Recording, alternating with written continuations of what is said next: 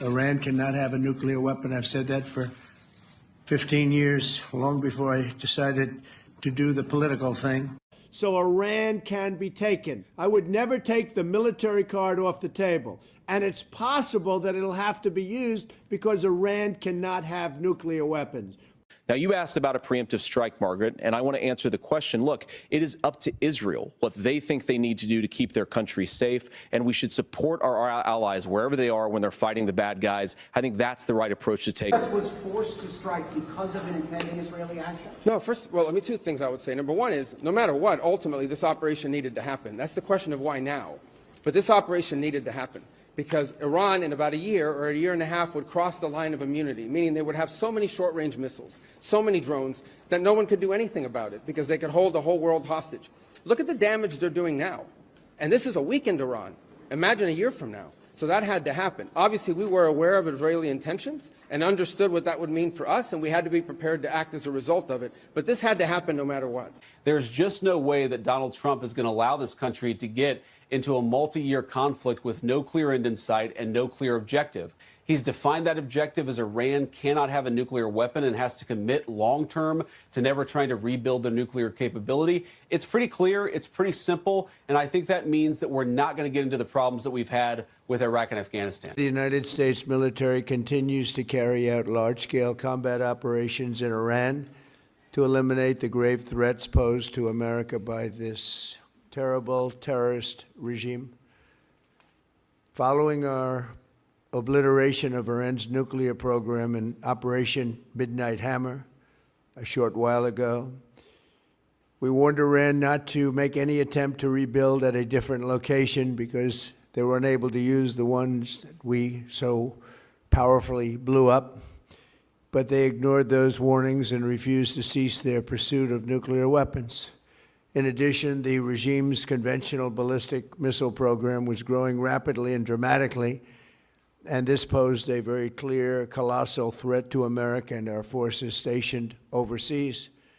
The regime already had missiles capable of hitting Europe and our bases, both local and overseas, and would soon have had missiles capable of reaching our beautiful America. The purpose of this fast-growing missile program was to shield their nuclear weapon development and make it extraordinarily difficult for anyone to stop them from making these highly forbidden by us nuclear weapons. There was no imminent threat to the United States of America by the Iranians. There was a threat to Israel. We equate a threat to Israel as the equivalent of an imminent threat to the United States, then we are in uncharted territory. Mr. President, did Israel force your hand to launch these strikes against Iran? Did Netanyahu pull the United States into this war? No, I might have forced their hand. You see, we were having negotiations with these lunatics. Based on the way the negotiation was going, I think they were going to attack first. And I didn't want that to happen. So if anything, I might have forced Israel's hand. Qatar, Saudi Arabia, Jordan, and the UAE all condemning the strikes from Iran. All of those nations said they have the right and they plan on defending themselves as well. There is now indication that European nations could be getting in on this as well. Did we go in because of Israel? And I said, you asked me that follow-up, and I said no. I told you this had to happen anyway. The president made a decision, and the decision he made was that Iran was not going to be allowed to hide behind its ballistic missile program, that Iran was not going to be allowed to hide behind its ability to conduct these attacks. That decision had been made. The president systematically made a decision to systematically destroy this terroristic capability that they had, and we carried that out. I was very clear in that answer. This was a question of timing, of why this had to happen as a joint operation, not the question of the intent. Once the president made a decision that negotiations were not going to work, that they were playing us on the negotiations, and that this was a threat that was untenable, the decision was made to strike them. That's what I said yesterday, and you guys need to play it. And if you're going to play these statements, you need to play the whole statement, not clip it to reach a narrative that you want to do, all right? Let me explain to you guys this in simple English. Okay? Iran is run by lunatics, religious fanatic lunatics. They have an ambition to have nuclear weapons. They intend to develop those nuclear weapons behind a program of missiles and drones and terrorism that the world will not be able to touch them for fear of those things. And this is the weakest they've ever been. Now is the time to go after them. The president made the decision to go after them, take away their missiles, take away their navy, take away their drones, take away their ability to make those things so that they can never have a nuclear weapon. That's why the president made this decision. It was the right decision. And the world will be a safer place when these radical clerics no longer have access to these weapons. You see how they're using them now. Imagine how they would use them a year from now if they had more of these. All right, I got time for one more. Welcome to the Conversations That Matter podcast, where we are forging a bold Christian vision for America. I'm your host, John Harris. In that particular montage, you saw a number of things. You saw statements from some of our leaders, including Donald Trump, J.D. Vance, and Marco Rubio, on the stated intention of going into Iran. You saw clips from Donald Trump going back to 2011. If you go online, you can actually find clips going back even farther, and news articles going back to the 1980s and 90s of Donald Trump saying that there may come a time when military action is necessary against Iran. And then you also saw the development of this whole situation and how countries in the Middle East and now Europe are also joining the effort. It's a lot happening in a very short period of time. I was shocked at how much happened in just under 24 hours. I actually wrote a post about it because I'm not someone who wanted this to take place. I think, like a lot of you, I was praying against it. No one wants to see war, obviously, especially when that war could involve very high-powered missiles, and especially against a regime that is willing to go to there's no level at which it seems like they're not willing to stoop to cause damage and wreak havoc. And it happened anyway. And so we're going to get into some of that. There's obviously a lot of discussion about the role of Israel, the Constitution, and whether or not this was authorized. And then, as the thumbnail for this video suggests, we'll talk a little bit about some of the way that Christian leaders, or self-proclaimed Christian leaders, as the case may be, are handling this particular situation. And so it is a live broadcast, which means you can interact with me live if you so choose. I'm a little late to the game on this, and not on my Substack. I actually got an article out on Saturday about this, but I was going to do a podcast yesterday, and I was as sick as a dog. I just, I was in Mexico, and it was actually I thought probably the best cost-effective way for my wife and I to get away, just because I had good air miles and the food there's cheap and staying there's cheap. Well, obviously the downside of going to Mexico, and everyone warns you this, is that you shouldn't drink the water. That if you drink the water there, you're going to get sick. And so we avoided that like the plague. We're not going to drink the water. I noticed at a restaurant, I had ice in my glass, and I thought I better not drink that. The last day, we're at a restaurant. It's the last meal we're having in Mexico, and we order smoothies, and did not think about the water that they may have used for the smoothies. So I got really sick, and yesterday was bad. I'll just put it that way. It was just really bad. I'm probably at about 70% now. I still feel a bit queasy, and just my head's a little bit aching, I suppose, but I'm well enough to do a podcast. I do appreciate those of you who prayed for me. It could have been a lot worse, obviously. And I know that the prayers were mostly about the cartels. Cartels did not get me. I did see Free Palestine protesters down there, though, which I was like, can you just not get away from these people? Are they just everywhere? And they were protesting Mexico City, which was kind of funny. They were upset at the city of Mexico specifically. I don't know what the city of Mexico is supposed to do about what's happening in Gaza, but there you go. Anyway, it was a mostly relaxing time, and needed that to kind of rejuvenate and come back. And we are back, and we're ready to talk about not just the news of the day, but also kind of the direction I think that we need to be thinking. And I want to mention that before I even talk about the news, I want to mention direction really quick here. I'm connected to a lot of pastors, obviously, and Christian leaders online. I mean, a lot of the people I follow are Christians who are professional Christians in some capacity. I mean, that's what they're known for. That's why they're doing what they do. I have seen, since I started looking for it, some calls from major Christian leaders for prayer, people like Franklin Graham. I am a little surprised, I'll be honest, and I'm not trying to chide anyone here, just so you know, but I think it's worth noting. I am surprised that there has been so few calls to prayer over this situation. There's a lot of fear right now. I can sense that, even among my own supporters and people who just talk to me in the various chat groups I'm in and everything. There's a lot of fear about what could be on the road ahead of us. What's going to happen in the midterms? What's going to happen in the Middle East? What about the domestic issues that we have? Are those going to be now on the back burner? Is he tanking the Republican Party? Some think he's doing great things for the Republican Party right now, but there's all kinds of fears about potentially what the future looks like, which I think is a normal thing in war, to be quite honest. And what do we as Christians do with those fears? We go to the Lord. We pray. We know from the book of Daniel that there are angels that are actually involved. We don't understand exactly how, in the course of nations, in nations battling with nations even. We know that the Lord is the one who raises up empires and crushes empires. We know that he's sovereign.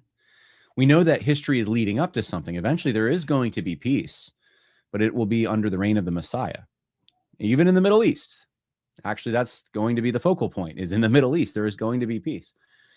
So these are things Christians believe, and we ought to be praying for these things. We ought to be leading our people that are, people that are under our influence, if you're a pastor or your congregation, to reflect on what God might be doing and taking those fears to him and just asking him to do his will, that there would be peace, that especially the Christians that are in the region, but everyone who's in the region would be as safe as possible, that the bad guys would be eliminated, and that there would be a successful outcome. And especially, I think of Iran, some of the estimates put it in millions of Christians that are there now. We don't really know. There's estimates range all over the place.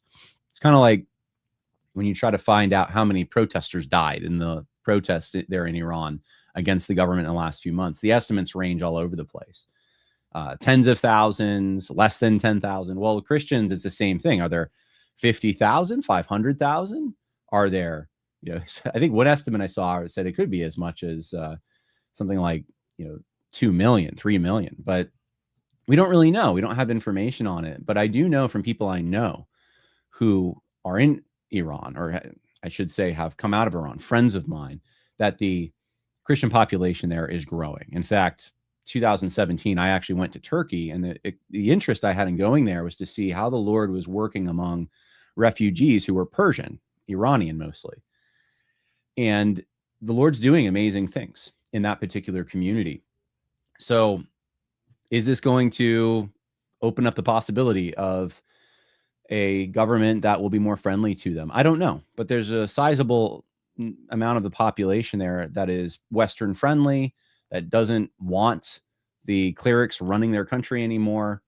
And hopefully, if that kind of an arrangement that reflects the values of the people there can be acquired somehow, that would be something that would benefit the Christians who are living there and not living in freedom. They are very persecuted. So anyway, I just wanted to remind you that let's pray, and let's, as we're going about our business and even posting online, if we do that, let's just remind people that God's in control here. Things are scary. It's not the only time in world history things have been scary, but let's take a breath and let's just pray to him and ask him for his guidance and for his mercy. And that's what I'm doing, and I hope you're doing the same. So I wanted to just remind you of that. If we forget that, we're going to be in a very bad spot. We do need to remember who's actually in charge of things and who we must be submitting to and seeking guidance from. And that is one of the concerns I suppose I do have.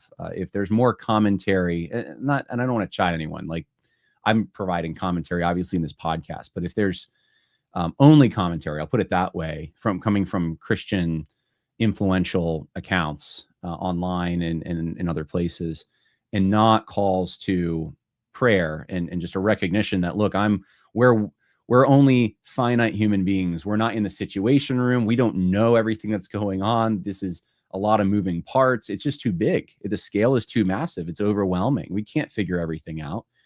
But God does know all those things. That's the only source of our comfort, and that's the only source of our success, I think, as Christians in the United States, which is where I'm podcasting from.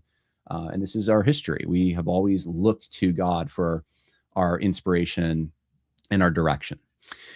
Okay, with that said, let us get into some of the commentary, if that's okay with you. And we do have someone streaming here. I'm not going to, I guess, Gomez. I'll say Mr. Gomez from San Antonio, Texas, where there's lots of possibilities these election days. And I should mention, I think, if I'm not mistaken, there's some local elections happening or some state elections. I forget which states in this country, but we're obviously leading up to some elections here. Maybe praying for that as well. We have Spartacus. Okay. Praise the Lord and pass the ammunition. All right. Well, let's talk about this. I wrote a blog, a Substack article, I should say, and it's called The Long Fuse, How Regime Change Became Attractive to the United States. And I put this out there on Saturday. I actually wrote this while I was entirely while I was in the airport and then on the plane. So there were a lot of interruptions, but I got it out fairly quickly.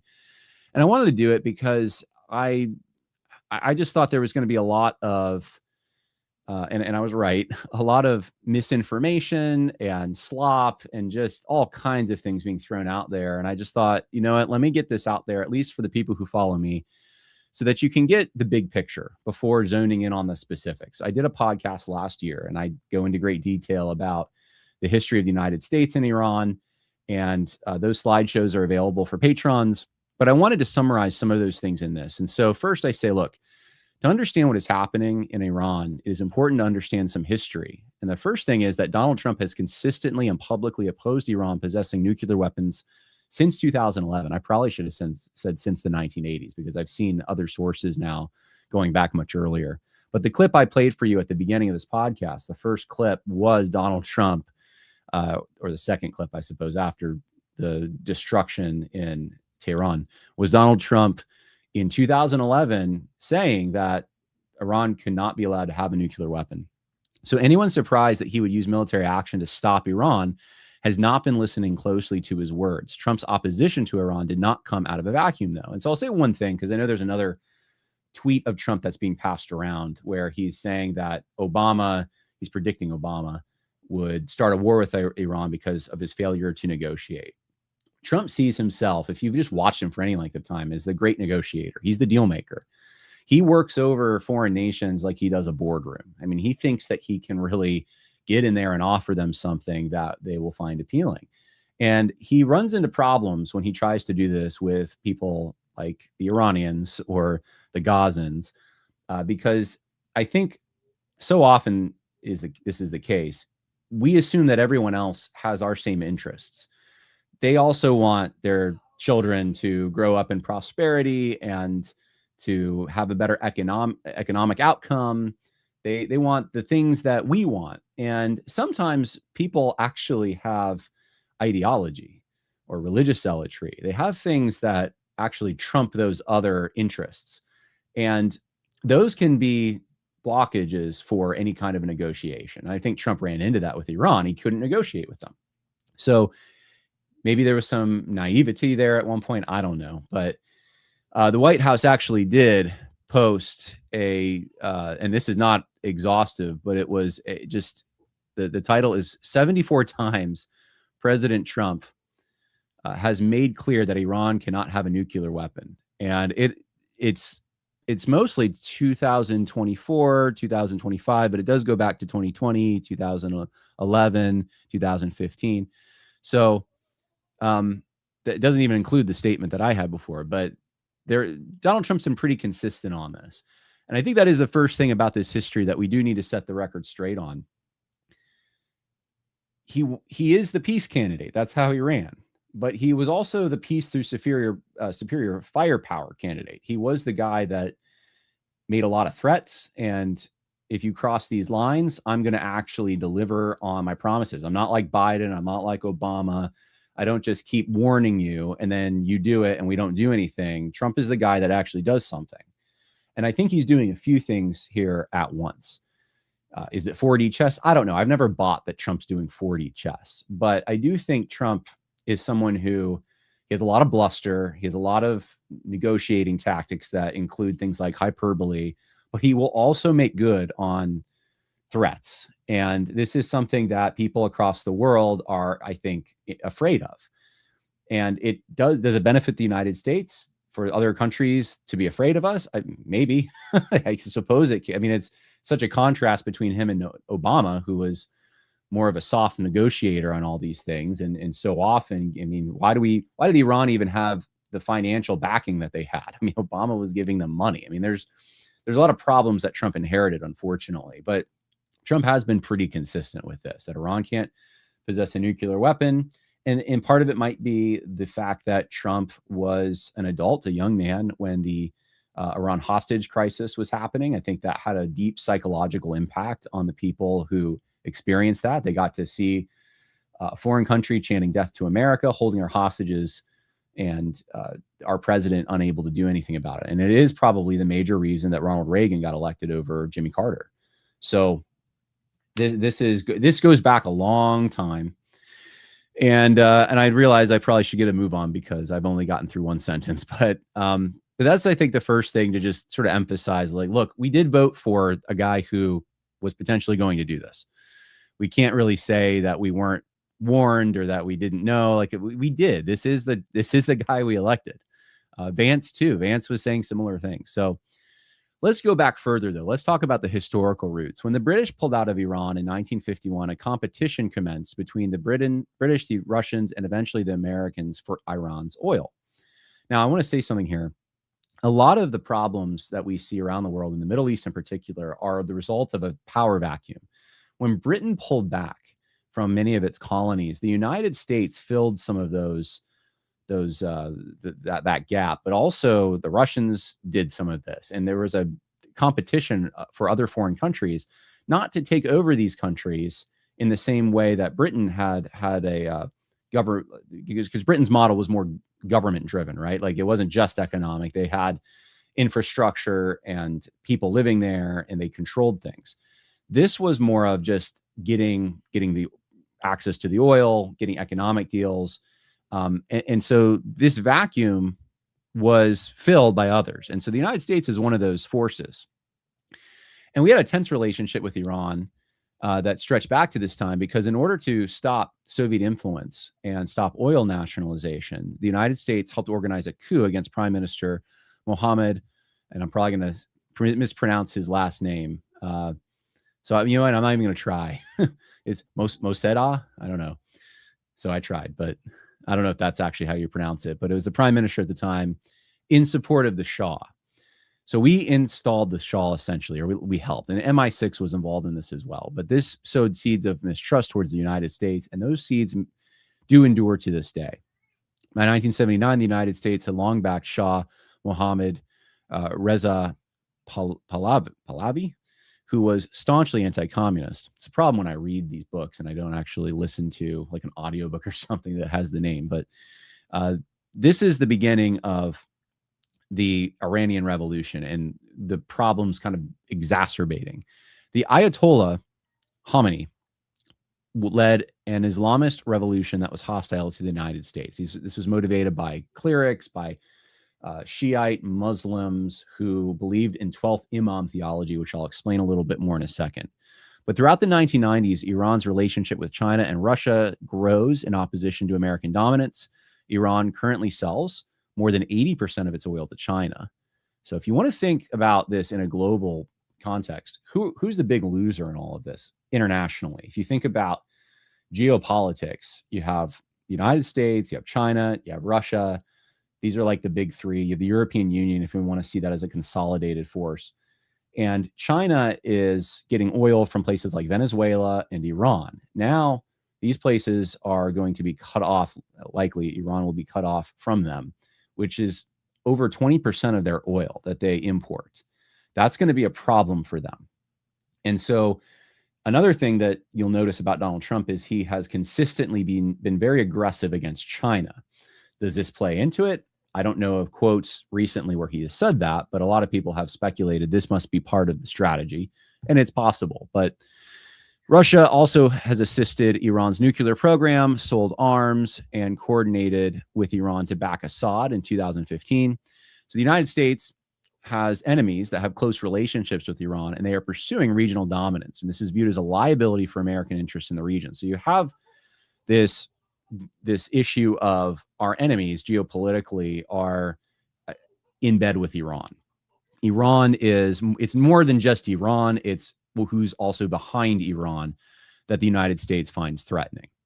When the Shah was overthrown, America began sanctions and became the great Satan to the new regime, which is an interesting term. They'll say death to America. America is the great Satan. By the way, Israel's the little Satan. So America's got a more of a threat, a bigger outsized influence than Israel in just their terminology. America is the great Satan. This goes back before Israel was the main or one of the major threats that they in their mind. This goes back before that to the Cold War. So they have not liked us for a long time, meaning those who are controlling the government right now. I think the population, a lot of them probably, there's no poll that I know that it's been taken, but we've had marches in the United States and around the world now in support of this military action from Iranians. Very thankful to President Trump. In 1988, the United States destroyed much of Iran's navy in the largest naval battle post-World War II. Did you know that? In order to end an oil embargo. Iran state-sponsored terrorism also targeted American interests. Hezbollah killed 241 U.S. personnel in the 1983 Beirut Marine barracks bombing. In 1996, Iran bombed the Khobar Towers in Saudi Arabia, which killed 19 more Americans, and they organized attacks on U.S. forces in Iraq and attempted to bomb a restaurant in D.C. in 2019. The Houthis also use cyber warfare against U.S. infrastructure and financial institutions. So these are not just Iran, but the terrorist organizations that they fund and support. And the White House actually did put out a itemized list of all actually they say it's a partial record of the Iranian regime's blood-soaked war on Americans, starting in 1979 and going to the present. And it's pretty extensive. You could say that there's already been somewhat of I don't know if you want to call it a Cold War, but some severe tensions between the United States and Iran going back that far. And I would just refer you to the White House for those resources there. Let's talk about Israel for a minute.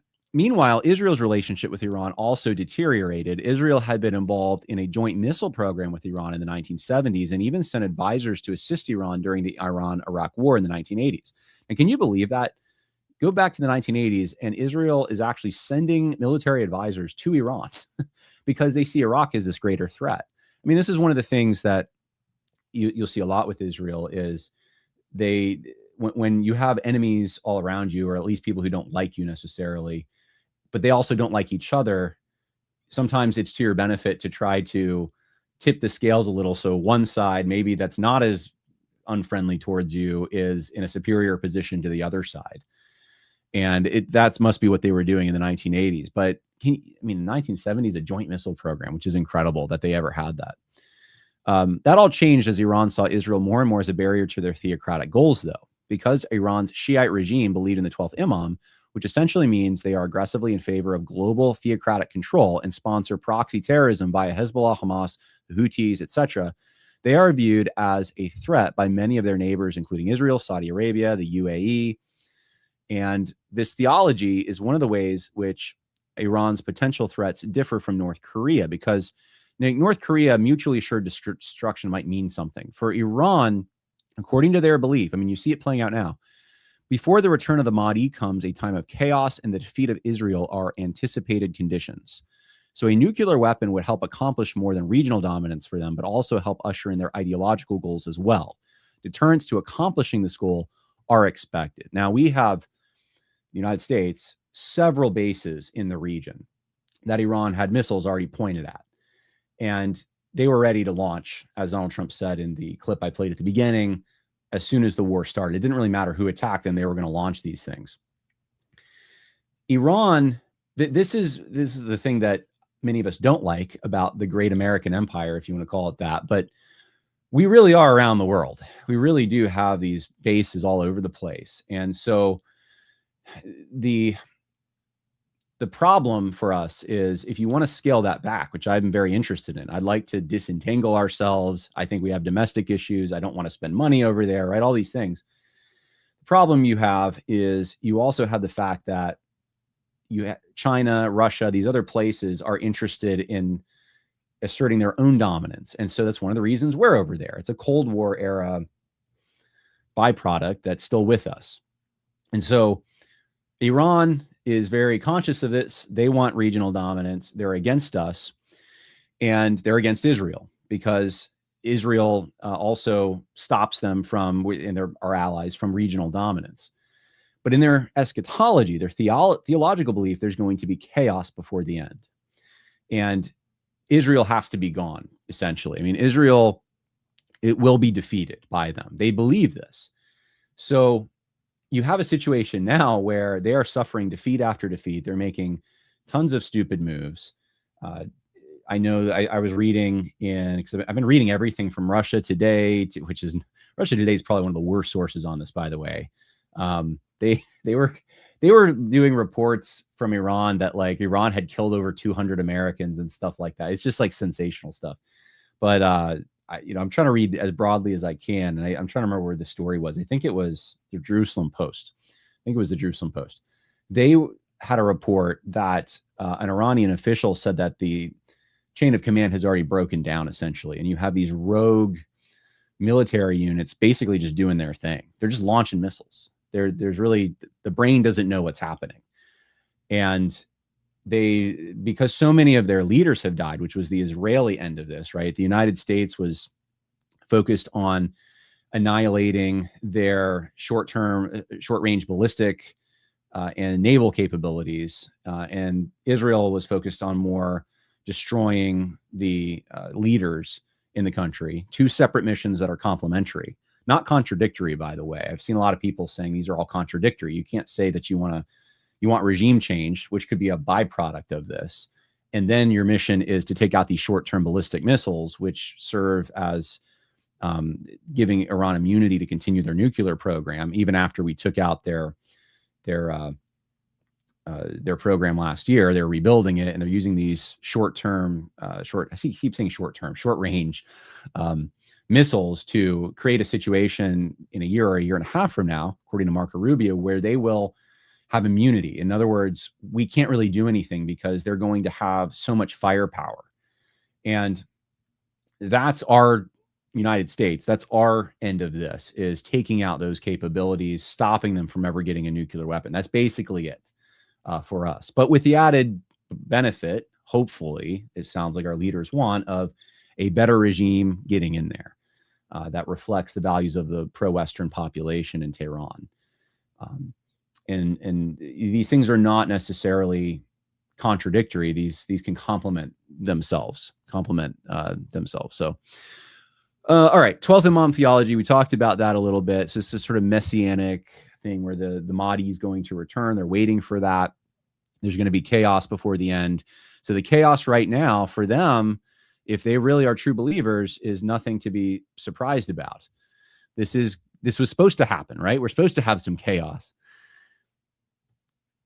What's happening right now, though, and the title of my article, the subtitle was "Why Regime Change Became Attractive," is there seems to be a window of opportunity here. Preceding the Iranian Revolution, Iran started to pursue nuclear capabilities. Their violation of the JCPOA in 2015 and subsequent United States pressure sanctions against them deteriorated whatever trust we might have had. 2019, Iran-backed Hezbollah militants launched a rocket against a K-1 airbase near Iraq, and it killed an American civilian contractor, wounded several U.S. service members, and this escalated tensions. Eventually, we killed Qasem Soleimani in 2020. He was the brains behind the Ring of Fire around Israel, which is now, it's basically gone. Both Israel and the United States have worked towards managing the threat. I shouldn't say it's basically gone. You still have Hezbollah. But other than Hezbollah, I think it's basically gone.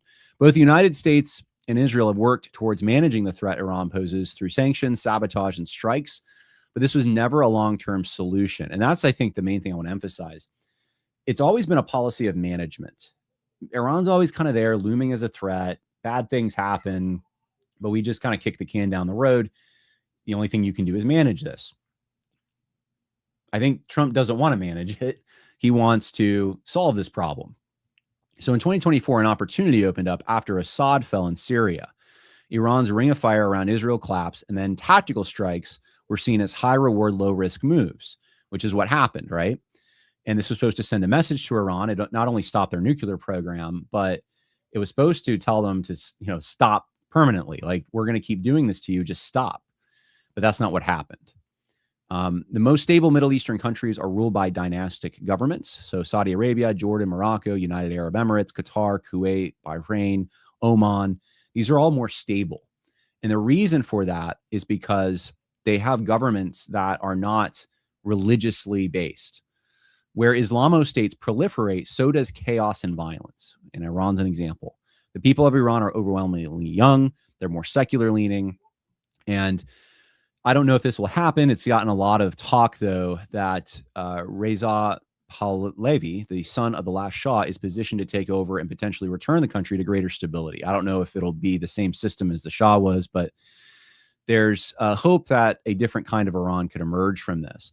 Now, not only was there a military weakness that Iran has right now, like they can't just call in all the forces around Israel and say, go pummel Israel right now. I mean, Hezbollah is trying, but they don't have the same capabilities they had a few years ago. But they also have internal problems, right? They have massive protests and tens of thousands potentially of people dying in these protests just in the last 2 months. So there's internal dissension. It's a window where they're weak more externally and internally, but they weren't going to stay weak forever. They were building their arsenal up so that they would reach an immunity status in about a year and a half. And that's why this happened when it happened, essentially. So I do make a few notes about foreign policy. I talk about how I tend to think that the current conflict, sparked mostly by Iran's unwillingness to halt its nuclear program, will not end up as bad as the doomsdayers. Unlike Iraq and Afghanistan, there does seem to be a Western-friendly core of the population, including Christians, that not only want regime change, but they have a history and culture of sustaining something like a revived Shah. It will not be easy, though. The Sharia law enthusiasts do not want to give up power. Whoever becomes the next leader is going to have to contend with perhaps accusations that they're a foreign puppet. I still maintain that America should not be involved in these kind of conflicts, though. So I say all that to say this. I think Donald Trump inherited a relationship with Iran that he did not create. It is not ideal. American involvement must be supported by the people of the country in order to be successful. And that's one thing that he doesn't have. He hasn't gone to Congress. That's the mechanism for determining this, not a poll. Congress needs to approve this kind of thing. I know the War Powers Act, and people were using that last year to say he could do unilaterally what he did in Venezuela. I still don't think that. I still think that would require a constitutional amendment. I know I'm super old school on this, but hey, I just did Calhoun last week. Okay. Like I'm still thinking of like original intent stuff. I'm also realistic though. I know what the ideal is. I also know what reality is. Reality is we have an imperial presidency, and Donald Trump didn't create that. We've had it for a while. We have an empire. Donald Trump didn't create that either. It's just been there. He inherited it. This is where we are. I also know that when Donald Trump tries to get his agenda done, which he fights very hard to get done, he is fought by Congress, by judges, by governors, by mayors. When he does something related to foreign policy, he can get away with it. It's just, he has more latitude as the commander-in-chief of the military than he does over anything else. And all the people that are complaining, like, why doesn't he do this in Minneapolis or somewhere like that? I mean, what do you expect him to do? I mean, this is the hard thing. He can actually do it overseas without all the pushback that ends up happening in the United States. And it's sad, but that's the way it is. And we're not in the briefing room. We're not in the strategy sessions trying to figure out where to put resources, but for whatever reason, this was the calculation Trump decided to make. So I'm not saying I would have made it or it was good in every way, but I'm saying the situation is what stinks more than Trump himself. I don't so much like blame Trump for all this. I know he made the decision to go in. I would rather he had not done that. I would rather Israel have done that, which I talk about in this article. But I also understand that he can't get much done domestically, and he has information available to him that I don't have. And we're in kind of a post-constitutional time. So I have to take everything in stride and be measured about it. So I assume Trump's initial announcement of the missile strike were targeted at the Iranian population. So if you remember when this first happened, Trump made an announcement and he was telling Iranians to take over their government. And it sounded like what he was saying, possibly, if Americans were intended to hear this, because it was in English, that this is to liberate a people. And I was like, no, like as good as that byproduct might be, the American people need to know how this directly benefits them. Like really quickly, they need to know. And thankfully, Trump, Vance, Rubio, the White House itself has made press releases. They've all been very crystal clear, in my opinion, since Sunday on the objectives and what they're doing there. If you go online, I've noticed you get a lot of bits and pieces, things taken out of context. There's a lot of slop. I would just recommend go to the actual White House website, look at the press releases, and you will see very clearly, or if you want to go on social media, follow spokesperson for the White House, Marco Rubio, Pete Hegseth, Donald Trump. You'll find JD Vance. You'll find all of it there. And maybe we'll get into that a little bit. But anyway, I talk about John C. Calhoun. Let's see. And how I'm going to just summarize this. And I'll say it this way. Calhoun was a war hawk when he came to Congress. Okay. And if you haven't watched my video on Calhoun from last week, you really should. Calhoun is he's probably the greatest American political philosopher. And he was in Congress. He was Secretary of War, Secretary of State. He was Vice President. He was a senator. And one of the things that he differentiated between was when he got into Congress, he was a war hawk against Britain because, typical Southerner, our honor had been violated. British ships were engaging American ships, taking people from those ships and impressing them, putting them in the British Navy. They were prohibiting our boats from trading with countries that they didn't want us trading with. This was an affront. And Calhoun was saying, we got to go to war. They're violating our sovereignty. Now, there were other points in time where there were conflicts or potential conflicts, and Calhoun did not have the same stance on it because it was not the same situation. One was the Mexican-American War, and one was potentially the situation in Oregon between the British again. And the Oregon was a contested border, and he just said, just give it time, okay? Don't be rash about this. Was it 54 or 40 or fight? It was like, we got to, which would have given us, Oregon Territory would have gone almost to Alaska. Like that's how much of a chunk of Canada, modern day Canada, we would have gotten. He said, be patient on this. On the Mexican-American War, he was very critical of President Polk. He said, look, you just can't go in there on a disputed border, people get killed, and then you ask Congress to declare war, and they don't even declare war. They just say, we have entered a state of war. And this gives you now authorization. Like, what are the goals? What are, like, a lot of the questions some people are asking now, he was asking then, but with, I think, probably better reason. Like, why are we here? What are we doing? And are we really going to take over Mexico? Because that's a bad idea. There were some people who wanted that. And I think the distinction is when you are attacked or when you are violated in some way, your sovereignty is challenged. In Calhoun's framing, your honor is violated. That is different than a war for economics, for territory, and I mean for economics as the pursuit of empire, not like someone's cutting off your trade. I mean, like, you're going to go in and take their stuff. It's different than those kinds of more imperialistic actions. And so this goes right back into just war theory too. But Calhoun, I think, was probably the best manifestation of what constitutional executive powers look like in wartime scenarios. He had the best view on it. Now, we're downstream from that. We don't live in that same world, and we basically have a default imperial presidency. So the question is, if you want to get out of these foreign conflicts, if you don't want them to happen, which who of us wants that, how do we disentangle ourselves? It's going to take steps. I don't even know exactly what all the steps would be. It's going to take, if you want the executive power to scale back, it's going to take steps to get there. And I don't see those steps happening without a rising level of virtue in our people, self-government, stronger localist tendencies. And I don't see any of that happening. I do think we're just going to keep getting more and more, unfortunately, consolidation. And unless something stops it, right? So here's where we are in geopolitical affairs. And I have a number of articles to just share with you.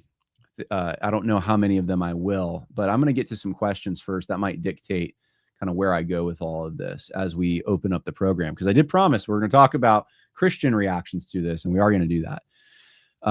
Mr. Morrill says, question, how much weight do you put on Israel threat of attack forces our hand to take American intervention to prevent retaliation against the U.S.? So I actually played the clip at the beginning of Marco Rubio and Donald Trump both clarifying that. The clip that went around and got viral and that all these news organizations are running with, if you just watch Marco Rubio's speech, he clarified what he meant by that. And it was more of a question of timing he was talking about, not a question of whether or not to go into Iran. That was already a given. So this was in coordination with the United States and Israel. This was something that the intelligence for Israel in taking out the Khomeini was our CIA. So we were the ones giving Israel direction on this is where you go, this is what you're going to do. So that was already all given. I think what in the clip that went viral, I think what Rubio was probably doing, and this is a little this I'm going to just tell you, I'll tell you what I know and then what I'm speculating. This is my speculation. I think he was trying to prove an imminent threat. He was trying to say in an international court or even in getting support from Congress that, hey, this was something that we needed to do now, because he said no matter who struck them, whether it would be us or Israel, Iran had plans to come back at us. So because of that, and we were already planning this action and so forth, but because of that, there was the timing of it, there was an imminent threat. We knew what Iran was going to do, and it would be a better outcome if we preempted it with our B-2 bombers, with capabilities we have that Israel does not have. So Israel's taking most of the casualties right now, but we have had a few ourselves, which pray for the troops, pray for peace, obviously. It's very sad. But he clarified right after that no, Israel is not forcing our hand. Trump clarified it today. Marco Rubio clarified it again, and made that distinction between the goal, the intention, and then just the specific timing of it. So I think this was all coordinated. And Trump said, if anything, he was the one that was, I guess, forcing Israel's hand. I don't know what that means exactly, but I told people last night, it was shared in one of the chats that I'm in. I said, let's be slow on this. And I'm glad that I said that, because I was like, that doesn't sound right. And then I watched the full presser that Marco Rubio did and the additional pressers, and I was like, okay, yeah, that was read incorrectly, unfortunately. And you can see Rubio's kind of upset about it today. This was a story that was posted by the Politico. This was last week. This is on the 25th of February. And it says White House officials believe the politics are a lot better if Israel strikes Iran first. So you can even see back then, I'm not even going to read it to you because it just really, that's the point of it. You can even see back then the coordination going on there between Israel and the United States on this particular mission. Now you do have sort of, your left-wing paradigm for understanding this is New York Times, how Trump decided to go to war. Here's the first sentence. Prime Minister Benjamin Netanyahu of Israel walked into the Oval Office on the morning of February 11th, determined to keep American president on the path to war. And the rest of it kind of writes itself, right? Israel is just basically influencing us, pushing us around. There's a lot of guys. In fact, I was noticing guys on the Groyper side of things, especially, like they really think that this is the case, to the point that Nick Fuentes is saying, don't even vote for Republicans in the midterms, or if you're going to vote for Democrats. If you really think that that's the number one thing, if you really believe this narrative completely, that this is exactly what explains everything, and that Trump broke his word, violated trust, whatever, and you think that this issue is the number one issue over all the social issues, over all the other domestic issues, over immigration, over even the anti-white DEI stuff, then okay. But this is not a wise thing for our country to throw out, even if you think that's true. I'm saying I don't think it is, but even if you think that's true, is it a wise thing to throw out the domestic victories and the actual things that separate right and left philosophically, just for a certain foreign policy, or really more specifically, a certain policy towards Israel? It's a priority thing. And, I would say too, something I was talking to a pastor about yesterday, a lot of the guys who want to go in that direction specifically, it's interesting to me, they don't really talk about, let's get our own guy to run in the primaries. Let's put up someone who believes what we believe to take the Republicans in a different direction, or let's organize. In fact, if you go to most local Republican or conservative type meetings that are political, and now there's exceptions, but for the most part, you're going to see a lot of gray heads. And there's a lot of passivity among that particular population. And it's like, I don't know, it's rage out against the Republicans and elect the Democrats. So you're just hurting yourself. Why would you do that? But it's the same narrative, essentially. It's the same narrative that the New York Times is putting out there. National Review put out an article. National Review is, that was Buckley's magazine. There were some good guys in the 90s, but I consider it more of a neocon publication these days. They did string together some things that I thought were helpful for those of you who, and I'm not saying you don't have to look at the analysis of the article at all. Just look at the sources they give you, and you can ask yourself whether or not it's true that Israel was just bossing us into this. I don't think you can look at the sources and think that's what was going on.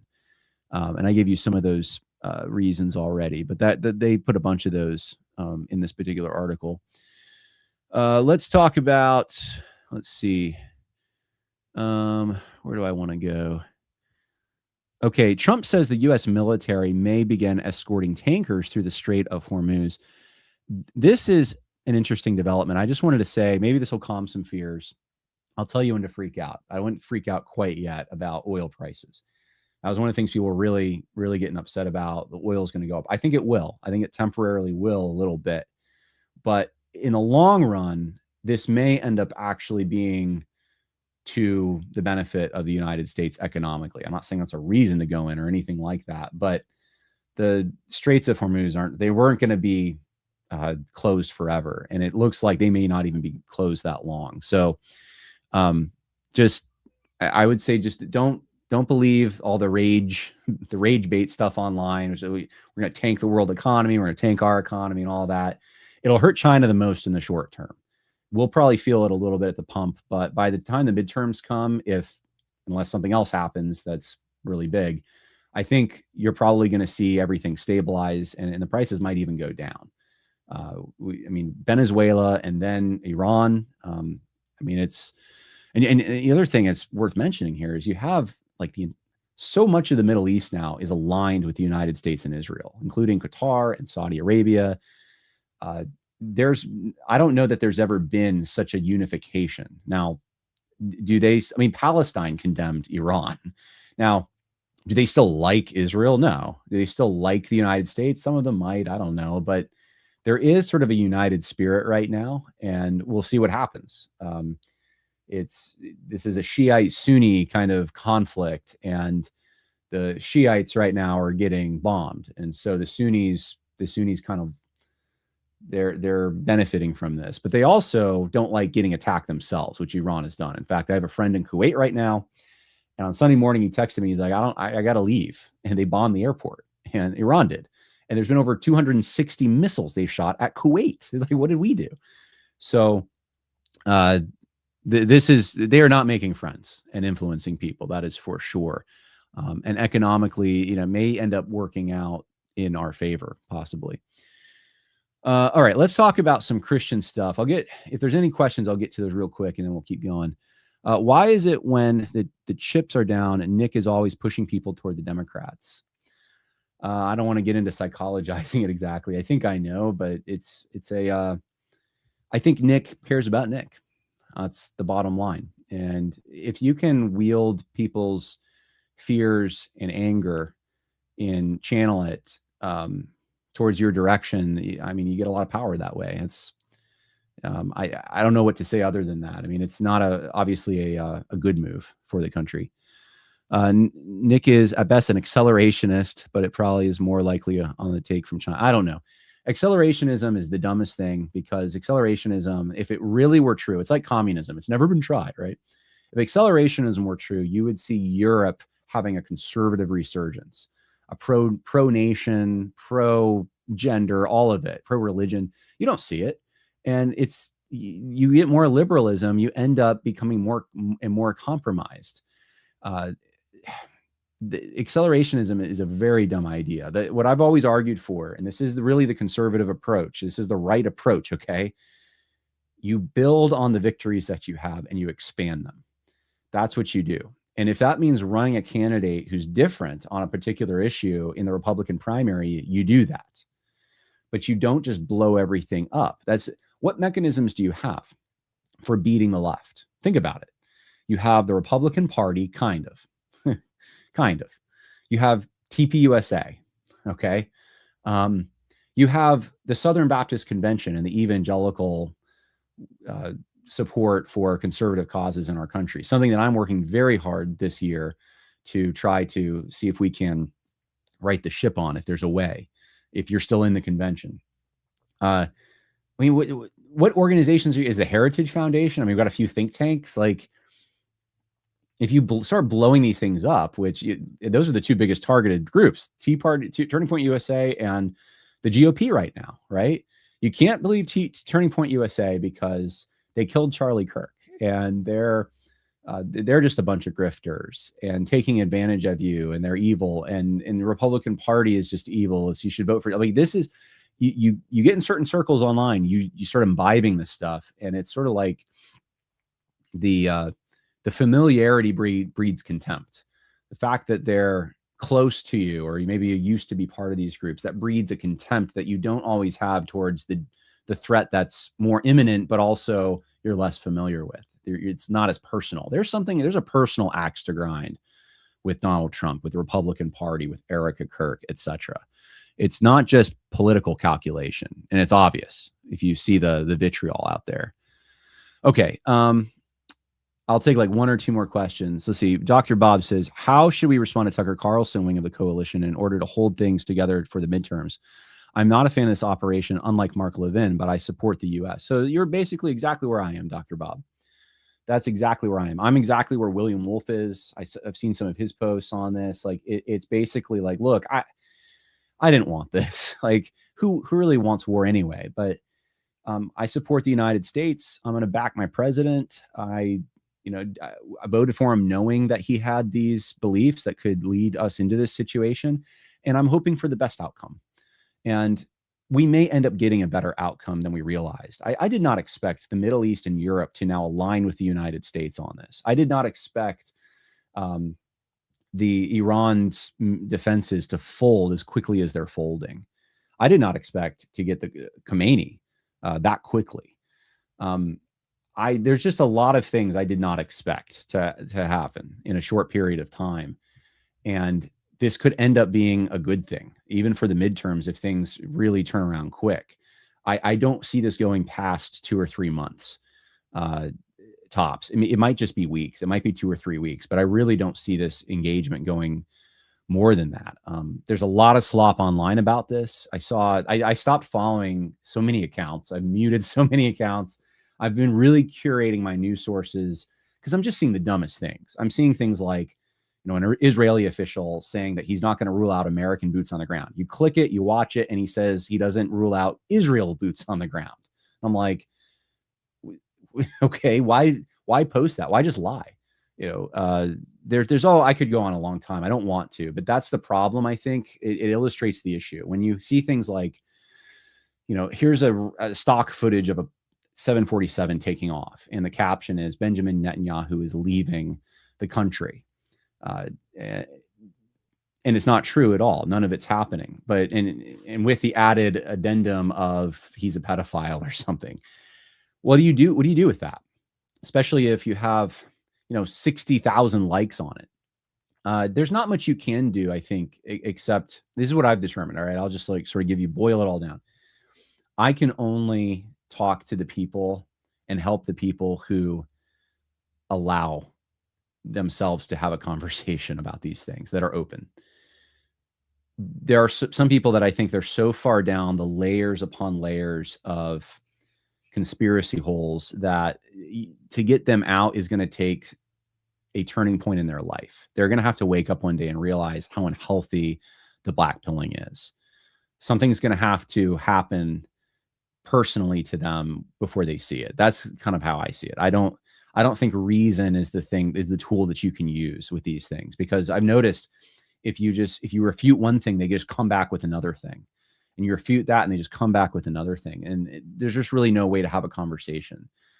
There are good reasons, I've said this before, to be critical of Israel, but those reasons, we're so far down the hole past those things at this point, it's almost futile to have a conversation. And now it's just like against all authority, right? It's like Republicans got to lose.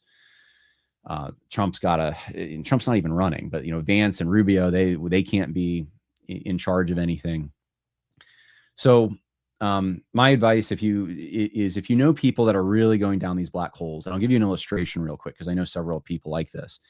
I knew folks that got deep into QAnon, okay?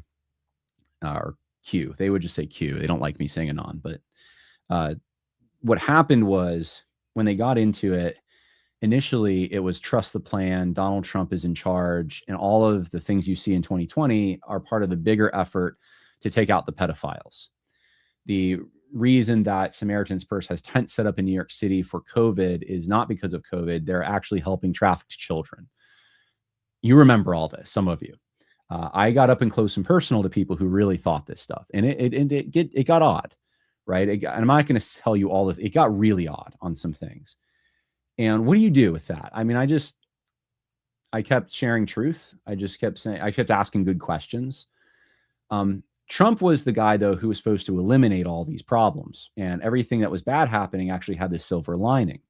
Well, for a while after Biden was elected, that crowd thought Biden's not the real president. It's an actor. Trump is the one who's really in the White House, but his White House is in Mar-a-Lago. And we had people even like Marjorie Taylor Greene who were into the Q stuff, and it went in all kinds of different directions. Eventually, though, it turned, and I remember when it turned, and it became Trump is part of them, whoever they are, right? Now, I think a lot of people think it's world Jewry or something, but it's them. It's the person behind the curtain who's controlling it all. Trump is in on it. He's one of the bad guys now. And it was like, it was a switch. And how do you reason with someone like that? You have to ask good questions. You have to point them to the things that are the world right in front of them. What responsibilities do they have? What kinds of things can they do to make a difference in the world around them? You can't do much about a Middle Eastern conflict. I mean, you could run for school board, though, right? You can pray. You can, I don't know, you can be a volunteer at your church. There's so many things you can do to help real, tangible people in front of you and make the world better. If you really want to make those geopolitical decisions, you can run for office, work your way up. There's so many things you can do. And we don't want to waste energy and time on the things that we can't do, right? So that's, I think, more the tact I've taken. If you notice someone who's just getting super black-pilled, super detoured from those responsibilities, and now is just obsessing over things that they shouldn't be, that's what I would say. Unfortunately, I'll just add this before I move on. Sometimes knowing how to think is, in fact, all the time, knowing how to think is better than knowing what to think. And I've noticed that the vast majority of people are more tuned into just what they want to hear, what they want to think. I think this drives even the biggest accounts online. And we do need to be thinking in terms of how to think when we're raising our children. How do we get them to ask critical questions? It really starts with understanding anthropology, who man is. What does the Bible say about man? How does man act? How does man behave? What are man's interests? Once you know human nature and you can observe it in various circumstances, and once you know how to evaluate sources to see how primary they are, how true or false they might be. Sometimes it's a percentage. In history, it's a percentage often, right? It's we have two conflicting sources. This one was closer to the situation. This one was farther away. We're going to put different weights on different sources, and we might have an inconclusive result, or we may just lean towards one side. But you have to know how to do those things. I think you learn those things as a young age. I think for Christians, the best way is in studying the Bible. You learn authorial intent. You learn context. You learn how to think, basically. And I think that does help you navigate these kinds of things, because otherwise you don't know how to adjudicate anything. And that's one of the things I've strive for on this podcast is how to think. How do we assess these things? I don't want to just take someone's word for it necessarily. I want to check it out. And I have a limited scale, so I can't check out everything. So I have to evaluate what's actually important. I don't know if that helps. I hope that helps, but that's my advice for how to do that. Spartacus says, only answer to black pill is reading scripture. The God of the Bible. That's exactly right. God of the Bible created a universe wherein all the schemes of man come to naught. The wisest human is a fool, and by his scheming, he will be undone. Totally right. God is in charge, which means there's something called providence. And if your life isn't going the way that you'd like it to go, and you're angry at the government, which I noticed a lot more of that too, just being so angry and sometimes you have the right to be angry. I get it at government officials. Sometimes they do things that are terrible. But there's a switch happening, and I don't know exactly how to quantify it, but where government's becoming God. Like, we're looking to government to solve everything. There are guys I know that just seem to think it's like they can't get a girlfriend in their minds, they can't get a job, they can't buy a house. There's all these forces lined up. I've tried to address some of this in my Substack of like, here's some policies that would work. Trump's even tried actually to enact some of them, but he's got Congress blocking him on things like capping usury, capping credit cards to 10% credit card interest. But I think that there's a switch happening from the conservative mindset that used to have a bumper sticker. You remember that? There was bumper stickers that said how to make a liberal angry, be happy and go to work and be happy. I think was that was the bumper sticker. I don't see those anymore. I don't see the same, like, pull yourself up by your own bootstraps. In fact, I'll talk about this more in the future, but in Israel, I saw something that I thought was remarkable. They have enemies on all sides. And you just have to sort of be used to the fact that, hey, a bomb might come through your house. Not a way that most of us would like to live. And yet they have a high birth rate. They are very motivated. They're just a very nationalistic and kind of cheerful people. And whether you like them or not, that's something I want for our country. We can't be playing the victim, and we can't be looking to government to solve all the problems. We do have to believe in providence, that God put us here for a certain time and gave us specific tasks. And we have more charge over our life and our attitude than anyone else. That's a decision that you make when you get up in the morning. Are you going to fight against the forces that are lined up against the good things that maybe God would have for you? Are you going to take the measures and sacrifice what you need to meet your responsibilities? Or are you just going to complain about, I don't like the lot that I was dealt? There is a difference between that and then having legitimate critiques of the government that's not acting responsibly.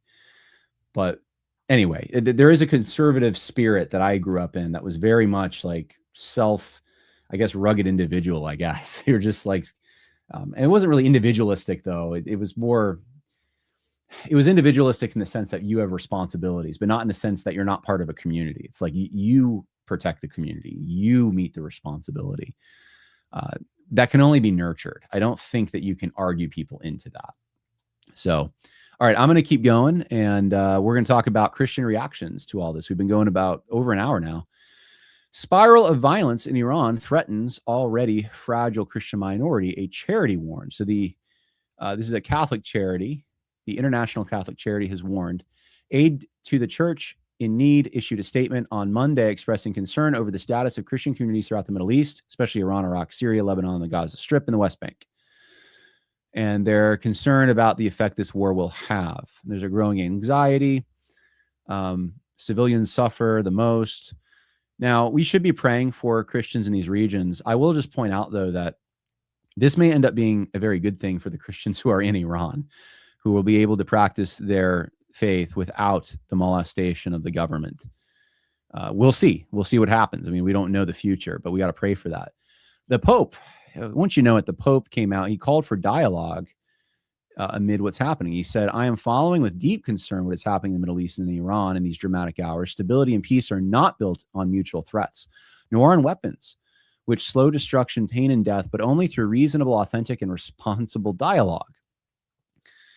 All right. It's just, we got to yearn for peaceful coexistence based on justice, he said. When, the Pope just never ceases to give us those leftist talking points. Sometimes peace really does come through winning a war. That's like the story of half the Old Testament, right? A third of the Old Testament is you win a war against your enemies and there's peace. Sometimes that has to happen. You can't negotiate with all people. There are certain regimes and leaders that aren't going to give you what you want if what you want is peace. They might, how do you negotiate with someone who's committed to your destruction or is committed to obtaining something that you're dead set against, like a nuclear weapon? I don't know. Not much you can do there, but the Pope thinks he knows. He thinks, I guess he should have been among the negotiators there in Iran. He would have done a better job. Here's what we know about the West 6. Oh, I put this out of order, but I'll cover it now. Yeah, there was a shooting, for those who don't know, in Texas. And it was someone who was wearing an Islamic T-shirt, had Allah on it.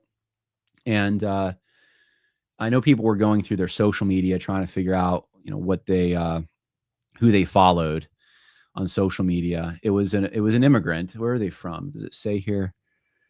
I don't know if it says in this particular article. I'm trying to remember now. It was from the Middle East somewhere. It wasn't Iran, but yes, there was a shooting, and there's concern. I know Greg Abbott's saying in Texas, there's concern that there might be Iranian terror cells. Now, I will say, if Iranian terror cells are not attacking people now, I don't know what the purpose of an Iranian terror cell is. So I'm kind of optimistic that problem isn't as bad as we've been told, but we'll see. We need to pray that there's safety, that people are not killed by jihadists in our own country who are let in through Biden's open border. But very sad that at least 3 people died in that attack. Very sad. Trump says U.S. military. Okay, I already talked about that. Let's see. All right, Christian leaders. Let's talk about this. React to the U.S.-Israeli strikes in Iran, the death of the supreme leader, Ali Khamenei. How do you say it? Khamenei? I've heard people say Khamenei and leave the K silent, and then Khamenei. I'm going to say Khamenei because that's what makes sense. But he is defeated, and Christian leaders have issued various reactions, this article says. From the Christian Post, in a video on his Truth Social platform, President Donald Trump said hundreds of targets in Iran were hit. Let's see. At least 3 U.S. service members have been killed in action, and 5 others were seriously wounded. We pray for their recovery. Sojourners magazine. Sojourners magazine is like the premier social justice magazine of quote unquote evangelicals. Do we even want to call them evangelicals? I don't know, but they are the social justice wing if there ever was one. And I talk about them a lot in Social Justice Goes to Church. And here's what they say about this. The editor of Sojourner says he saw that President Trump ordered attacks on Iran. And by the way, his name is Tyler Huckabee. I don't think he's related to Mike.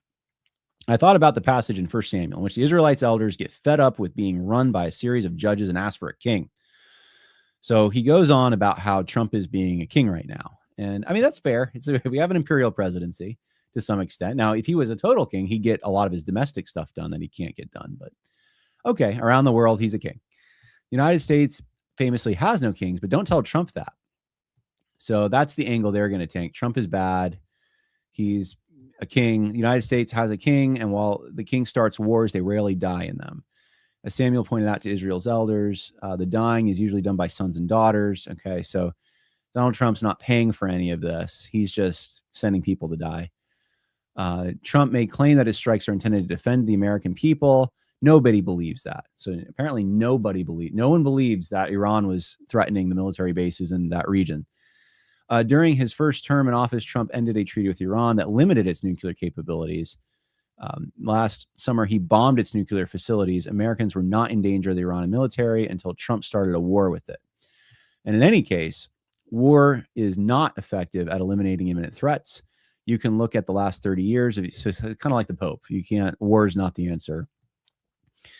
War kills people. That's what it does. War kills and maims and rapes all over the course of history. And this is the Christian nonviolence argument. Of course, it is here that people start accusing Christians of being hippies, which I guess he's sensitive to. I mean, kind of, yeah. From there, they start offering all sorts of soul coarsening platitudes about all the good things violence can do. It's the way this is all framed. The good things violence can do. It's not I don't even know if I'd phrase it that way. It's not the violence that's doing the good things. It's the elimination of threats that does the good things. Violence is the means. But to preserve the soul of America, Hegseth said, we must continue to wield not just the physical sword, but the sword of truth. And so he's mad about that because Hegseth is quoting scripture. He shouldn't be, or he's making biblical allusions. He shouldn't be doing that. And yes, he's saying that Spurgeon apparently had something to say. He said, this is what Charles Spurgeon quote here, what pride flushes the patriot's cheek when he remembers that his nation can murder faster than any other people. Ah, foolish generation, ye are groping in the flames of hell to find your heaven, raking amid blood and bones for the foul thing which ye call glory. Killing is not the path to prosperity. Huge armaments are a curse to the nation itself. All right. So there you go. Tyler Huckabee, Sojourner's not very happy. And I would say this would have to apply to now all the other countries in the Middle East and Europe that are joining the effort, right? Tyler, I guess you have to condemn everyone who's now reacting to Iran's erratic behavior. And I mean, it's kind of vindication in a way.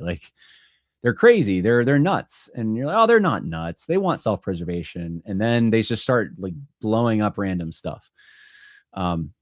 They're a little nuts. I will say that. They were a little nuts.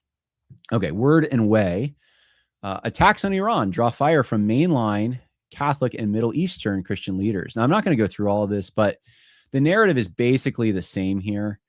This is all wrong. We shouldn't be going in and all of that.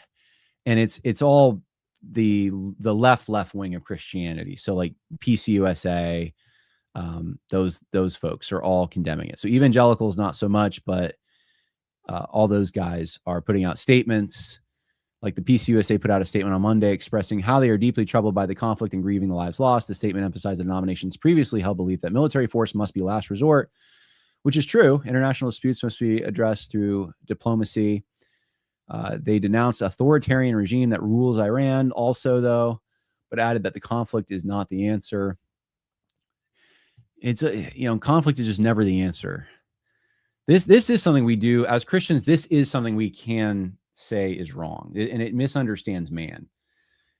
Biblical anthropology is man is sinful. Man is capable of doing very wicked, evil things. And when man has power and they can do wicked, evil things, sometimes they do, and they must be stopped.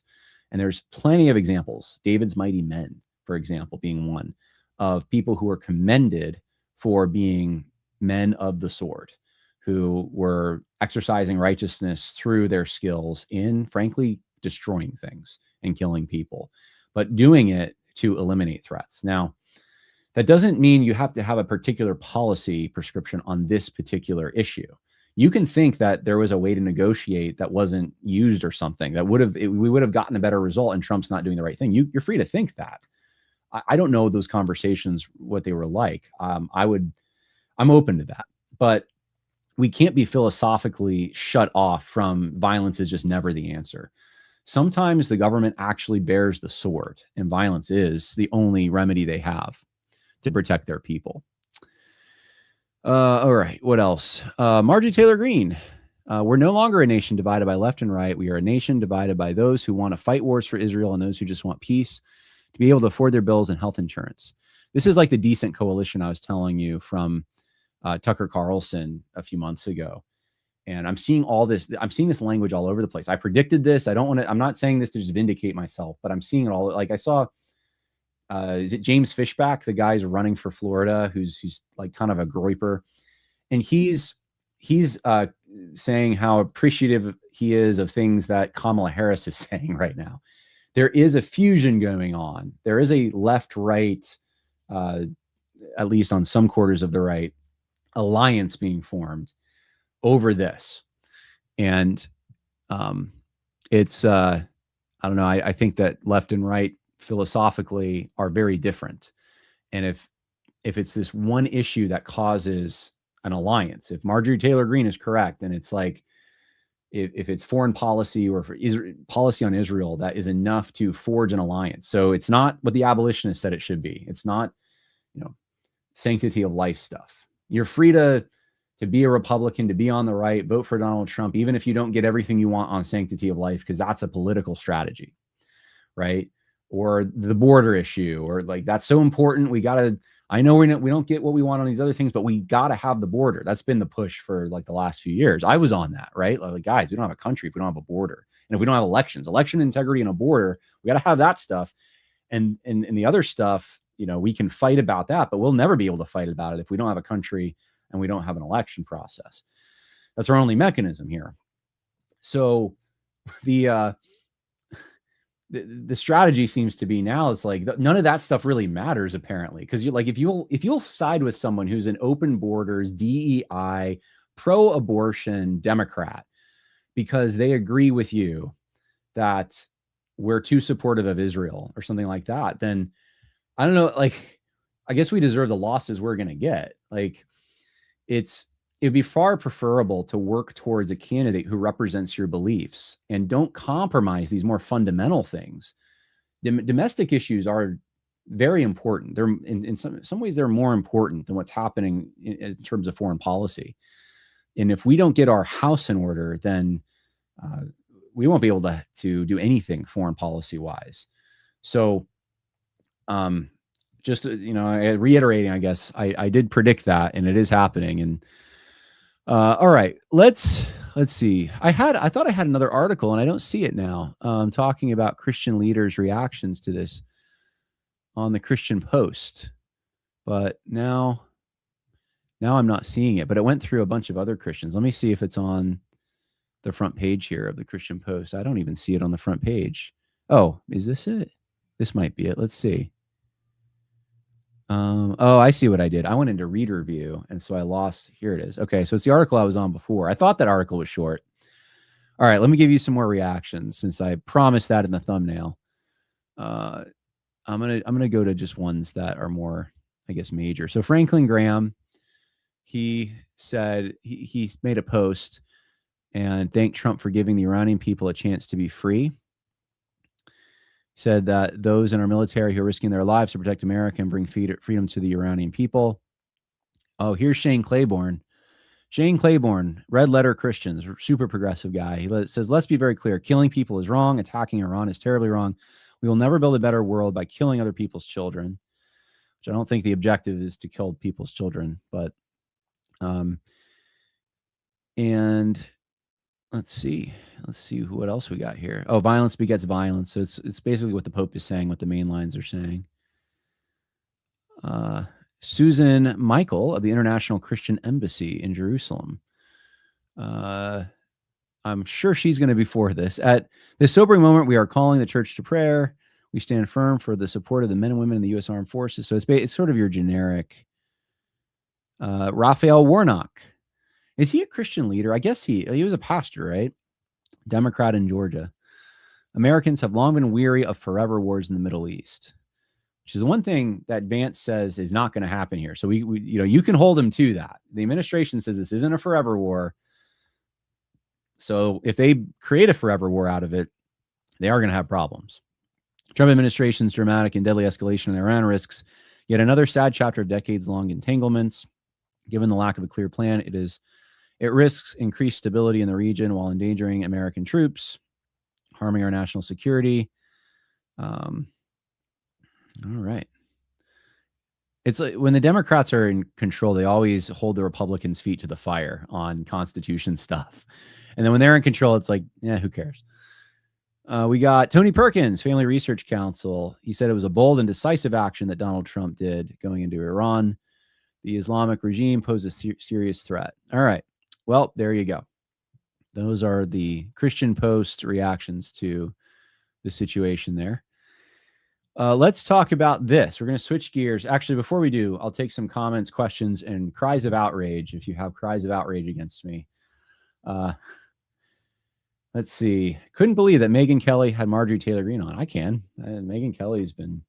That actually makes total sense to me. Let's see. I think there are foreign agents at work with the left-right anti-Israel horseshoe thing.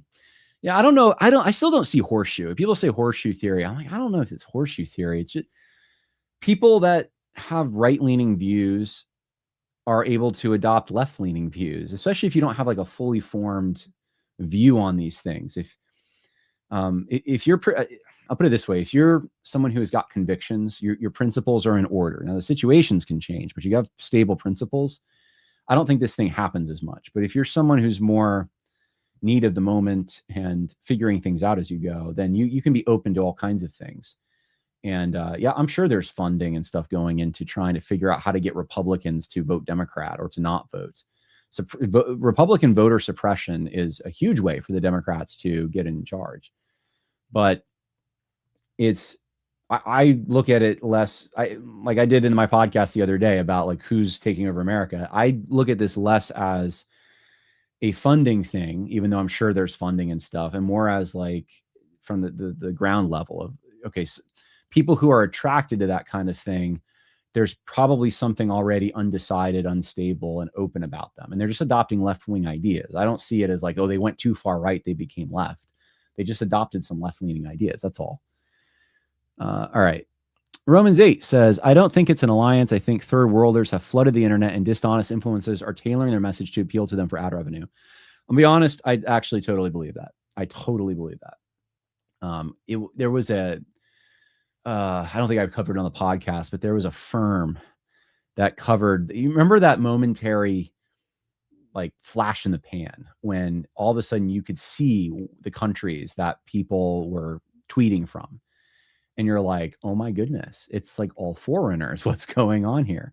And they specifically noticed Nick Fuentes' audience was something weird going on with like in the initial minutes of him posting something, it was like bot farms in these places in the Middle East that were supporting his message, which gets him, that's sort of like a rung on the ladder, which gets you to the next rung. Like that's how social media works. Just I don't pay for traffic. I'm not in on those things. I don't study the algorithm. That's just not who I am. I think that's one of the things that gives me some authenticity, and I don't want to lose that. I've had a lot of people wanting me to go in these various directions to build the audience. I'm just not interested, really. It kind of skeeves me out. But I do know that's how it works. I've had several conversations with people about like, okay, how do you get to 100,000 followers pretty easily? You can actually do it pretty easily. It's not that hard. And it's a lot of understanding what sells, what's usually, honestly, what's sensational. It's expressing to people their worst fears. If you can do that, channeling their anger, whatever gets people angry and fearful on social media, that is what they're cued into. And the algorithm works that way. It just harnesses that for you, and you can be part of that. I'm not interested. I'm just not interested in it. I realized when I first started, I was probably tapping into some of that, not intentionally doing so, but I was talking about compromises in Christian institutions, and that was making a lot of people fearful. But as a strategy to build a platform, that's usually what you do. And certainly saying outrageous things, saying things that are divisive, that are just really provocative. This has always been something that people who don't like us want to take advantage of. If you look at the civil rights movement, even if you look at World War II, I mean, our enemies have always thought the way to divide us is along racial lines or some social thing. Like, if they can get people angry at each other in the country, then they can weaken us that way. And what better way to do it than social media? So I totally believe that's happening. But, you know, all you can do is encourage people to seek better sources. You grow your audience by hating and blaming the Jews for everything on earth. That's unfortunately probably true. Unfortunately true. Only answer the black pill is, we already talked about that. Okay. So I think I got to most of your questions. If you have any more, insert them now, because we're going to switch gears to Christian nationalist stuff. Let's talk about this. The report on Reformed Christian politics. The report on Reformed Christian politics, written by people I know, friends of mine, actually, Zachary Garris, Sean McGowan, and Stephen Wolfe. And this particular report, I actually just went over it this afternoon.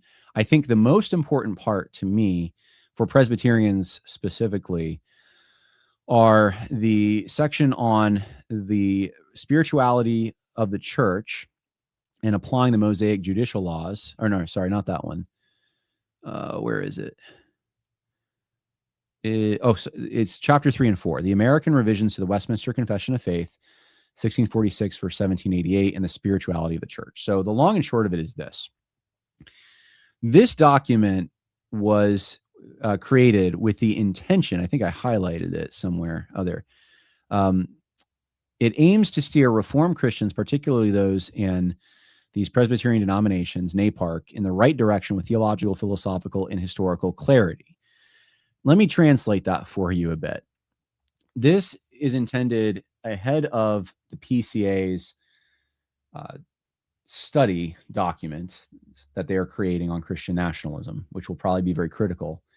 They are getting out ahead of that and giving you a scholarly resource that will likely defend and contradict the majority report from the PCA on this particular subject. And what it will do is give some institutional and academic credibility to those who want to hold on to the idea that the civil magistrate can indeed, is permitted to, and even should, support true religion. Now, the report makes it clear that this is circumstantial, that it's not something that across the board, like one denomination is just going to force everyone to be part of their denomination. It is the basic syllogism that worshiping the true God is, well, actually, let me get to the syllogism if I can find it here, because I'm not going to remember it exactly. I know the conclusion of it. Man was created to worship, man should worship the true God, or the state. The state was created to uphold the good of man. Man's good is worshiping the true God. The state should enforce worship of the true God, or support, I should say, worship of the true God, basically. And the Westminster Confession was changed in 1788. Here it is. Nations ought to acknowledge the true God. The triune God is the true God. Therefore, nations ought to acknowledge the triune God. All right. So I gave a different syllogism, just as valid, but you could add to that the government is created as a promotion of good and destruction of evil on a moral scale that God gave. Now, the Westminster Confession, it's been argued in the PCA, was revised, and that revision was an attempt to promote some kind of a secularity or a neutrality in the public square. Whereas before, you had language in the Westminster Confession where things like the magistrate could call upon the church to resolve an issue, or the magistrate, could enforce certain things. The revision was much tamer on that. Now, the reason, and I think it's argued well in this, is that in the developing American world, where you had different states with different official religions, with different rules, every state was going to be a little different. And so in an emerging pan-Protestantism, which is what America was in 1788. You had states that were fundamentally an official church, and then you had states that were multiple churches under a more loose, soft, you could say a soft establishment, or a Christian cultural moray that was enforced by the state. Things like Sabbath rules, blasphemy rules, right? And this was universally supported and at least not opposed by the Presbyterians at that particular time, if you just read them. And so this particular document makes that case. It gives you references. It shows you, okay, you go back in history, this is what you find. You find Presbyterians who believed that in the United States, that the civil government should still be enforcing certain religious things for the good of society. And it's not wrong. It's not against the spirituality of the church. This idea that the church is a institution of heaven that is in the pursuit of spiritual good, as opposed to the government, which is a ministry of justice, exercising the sword. It's not a contradiction of the spirituality of the church to believe that the magistrate has this authority. And so if you're someone like James Baird and you're in the PCA, you should be able to remain in the PCA without it being a problem that you believe this, because this is historically what Christians have believed, essentially. So I would just commend it to you. I think it's worth your read, especially if you're in the PCA, especially with the debates that are going to be happening this year, probably in June, regarding Christian nationalism and all the rest. And it's fairly well cited. It's well documented. It is a bit thick, especially at the beginning. I texted Zach Garris and Sean McGowan, their authors. I'm in a little thread with them, and I was like, "Hey, did Stephen Wolfe write the beginning of this? Because it's very philosophical, and because it was reading like the case for Christian nationalism. If you get a little bogged down in the beginning, just take it slow and keep reading, and it'll kind of open up when you get to the portions on quotes from founding Presbyterians, even founding fathers, on the way they viewed the relationship between the church and the government. And so it's really against secularism, I should say, as a pursuit, and neutrality and principled pluralism in these things. It's against liberalism, basically. And at the same time, not trying to say, let's institute a state church like European countries have. Like America had its own thing, and these things are prudential concerns. But how do you get away from the government enforcing some kind of a morality that's based on a religion? You have to have something like that. You can have liberal arrangements, by the way, and I should say this. I think the authors recognize this. A liberal arrangement is not the same as liberalism. Okay. When I wrote the book Against the Waves, right back there, I was arguing against liberalism. Liberal arrangements don't have to be liberalism. You can have an arrangement whereby diverse peoples exist in relative harmony for the good of society, and that's the best you can come up with in those conditions, and not be committed to philosophical liberalism. Philosophical liberalism sees that as the chief good, and sees diversity, egalitarianism, some kind of social equality as the end goal for society that must be enforced and promoted. It sees unlimited individual self-expression without barriers as the ultimate good. And those are the kinds of things that liberals advocate. You can have a society that doesn't need the rules that other societies have.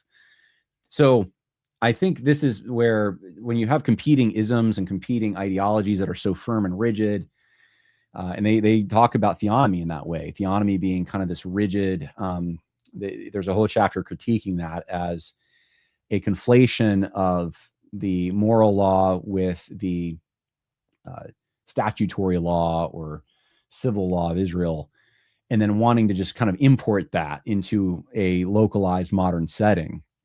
And that this was not something they argue effectively, I think, that was widely believed. You can find a few people, like you can find, what did they say in the piece? I think they cited one of the Puritans that's often cited by Greg Bonson and others as being was it Cotton Mather? It was one of those guys, as being more or less theonomic. But in general, you had people arguing for civil penalties and these other things, but it was also based on reason, prudence, circumstance. It wasn't with the understanding that the laws specifically given to Israel during that time period should be imported into modern settings, at least without consideration. You can look at the wisdom in them, and you should, as what Westminster Confession says, look at the equity behind them. The increased Mather, by the way, I just realized the Puritan was, I think, increased Mather. But anyway, you can look at the general equity behind the laws and then implement the principles. So if you're a theonomist and stuff, maybe you want to argue against that, but that's what's in the document. And there has been a little bit of pushback. I noticed Presbycast is saying some things. One of the arguments seems to be that there's Nazis there, I guess. And maybe I'm reading into this. I don't want to read into this, by the way, but and I don't know what Presbycast is exactly trying to say here. This was sent to me, though, by someone saying this was a reaction.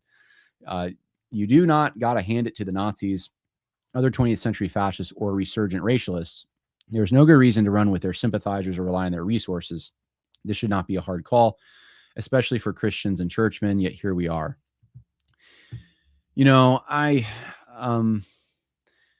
realize Stephen Wolfe especially is a kind of a pariah in some of these circles online. And one thing I'll say about him, knowing him personally, before he even got big, if you want to consider him big, he's not really big, but had some influence, I suppose, in the Christian world. You know, Stephen is one of these guys that actually has a tremendous amount of hospitality. I know because I've experienced it. And one of the things that people actually have against him is the fact that, and this may sound crazy to some of you, and it is it's a little out there, I'm not going to lie, but based on the Constitution's reference to ourselves and our posterity and the first immigration acts, which highlighted free white people, they will say that only white people can be Americans. And Stephen Wolfe doesn't believe that. And so that actually has gotten him in, him and the group of people who believe that only white people can be Americans are at odds, essentially. They don't like the fact that he thinks that other racial minorities are part of America. Now, that may sound insane to some of you. Like, well, how does anyone think that? What do you mean? It's maybe outside your world, but that is a world that does exist online, and it's a growing world in a way. It's actually, I don't know how many people it is, but it's fairly prevalent on X. And I know Stephen has friends that have gone in these directions and so forth, but I will just say this. I don't think that there's a bone in his body that hates other people because they're of a particular race or anything like that. And to use something like that to try to discredit the scholarship in this document, and there's two other guys working on it too. You know, two other guys that happen to be in, I don't know if I should say this. I don't know if they're gonna. I'll just put it this way: they just say their personal life refutes the idea that they are a racially, you know, that they hate minorities. I'll put it that way. Their personal life obviously refutes it. But to smear the whole thing that there's a connection here, which is a connection here, which is, I just think that it's kind of lazy. I think you need to take it on its, if you're going to refute it, if you're going to talk about it, take it on its merits.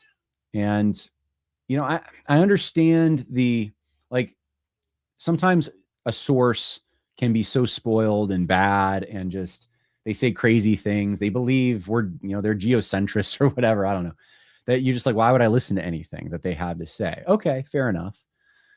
But if you have to realize when you have scholarship and you want to engage that scholarship and there's other people looking at that scholarship, you do have to actually get into the scholarship a bit. You do have to talk about it. You have to give reasons.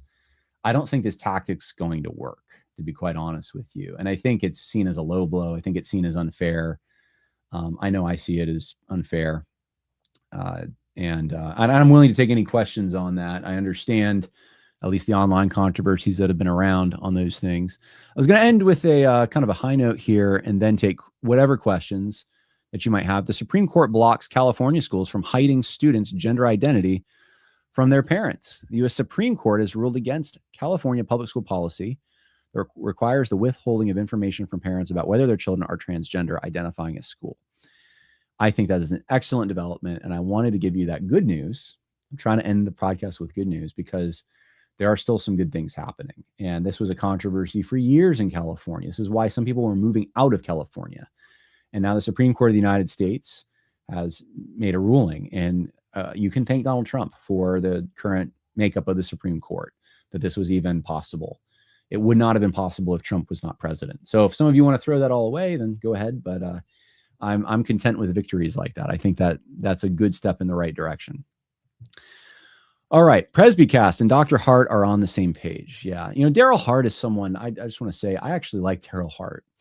I've read some of his books. I think he's actually a good historian. Some of the clips I've seen or podcast appearances, I don't quite understand it. I've even thought of asking him to come on my podcast to discuss this stuff. Maybe we'll do it. I don't know. And maybe I don't know if he'll do it or not, but I do have some mutual friends with him, and I don't know. I wish that these bridges were not burned. I wish that there are ways to kind of connect people, but I think we're past that point. I know this is a bit off topic, but got any advice about dealing with friends who are turning towards Catholicism and are turned off towards Reformed Protestantism? Well, I will say that is a major trend right now, and it is happening within the Reformed community quite a bit. I have noticed it myself, not just Roman Catholicism and Eastern Orthodoxy. There seems to be an arc, and it's what I'm seeing right now. It starts off with kind of getting thinking that Catholicism is more stable, is more old and ancient, and more, for some people, it's just more anti-Jewish in their mind. And that the Reformed Protestants have a history of believing in, even if they weren't the modern Zionists, they believed in an ingathering, especially the Anglo-Protestants, Puritans, etc. They were restorationists. And so getting away from all that history, getting back to something that promotes itself as rooted, I think that's a lot of the appeal. And I think a lot of it is from people who were somewhat unmoored. They did not have a solid religious upbringing, or if they did, it was shallow, and they're looking for something to belong to, and they want roots. So I think that's a big part of it. And how do you deal with that? I mean, I'll tell you how I've dealt with it when people start talking that way in my own life. I remind them of their own convictions and of truth. Like, what do you actually believe? Because what we believe should be the thing that guides us. If we need to go back to older forms in our Protestant churches, if we've neglected or left certain forms, then maybe we should consider returning to those things. I've often said high church Anglicanism and even, high church Presbyterianism and Lutheranism, these traditions have some beautiful liturgy. And you can find, Redeemed Zoomer talks about this. You can find a lot of the things that you would find in a Catholic church setting. You can go to those churches and you can find the stained glass and all the rest. But unfortunately, because of the way those traditions were linked with the upper classes, and the upper classes went liberal, they lost the Bible. And what was left standing were the populist, more low church traditions, the evangelical tradition that I'm a part of. And if evangelical churches want to make some gradual steps to get back to some more older forms, I think that's actually a good thing. I don't think there's anything bad about that. You have to do it with prudence. You can't just force things on people. But I think learning and appreciating some confessions and the Apostles' Creed, and getting back to scripture recitations and doing older hymns, I think those are all good and can be positively used. So those are secondary, though, to the beliefs you have. What do you actually believe the Bible teaches about Jesus Christ, about salvation, about sanctification and justification and the difference between the two, about Mary and her role? Is she really a co-redemptress? Is she Should she be venerated as if she's worshipped, right? These are all the kinds of things that you have to work through, because when you become Catholic or Eastern Orthodox, it's not just switching out one church for another, one style for another. It's switching out one belief system for another. And so I've always made it about that. Like, at the end of the day, who do you believe Jesus Christ is? Do you believe that it was once and for all when he was sacrificed? Or do you believe that he has to keep being re-sacrificed every time there's a Lord's Supper, right? These are the fundamental things that separate Protestants and Catholics. So if the person doesn't care about that, they're really just after a certain style, there's not much you can do. And I've had those conversations with friends where they did convert, and it's just, it's like they didn't really care about the theology so much. And at that point, it's like, well, I don't know what conversation to have. I mean, that's the only one you really can have. This friend of mine, says Avers Fudge, is currently critical of sola scriptura. He blames a doctrine for progressive Christianity, thinks we need a divinely inspired interpretation of the Bible.